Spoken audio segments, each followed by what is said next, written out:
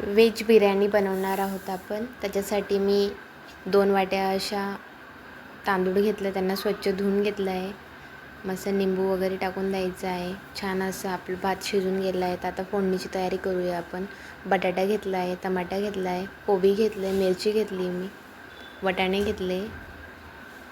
हे सगळं एक एक करून असं टाकून द्यायचं आहे. चांगलं परतून घ्यायचं आहे व्यवस्थित. वाटाणे पण टाकून घ्यायचे आहे.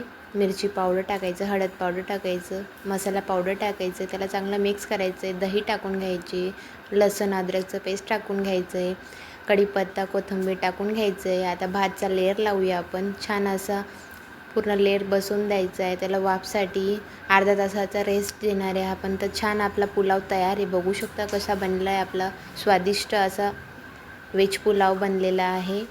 बिर्याणी पण म्हणू शकतो आपण त्याला. तर भेटूया नेक्स्ट ब्लॉगला.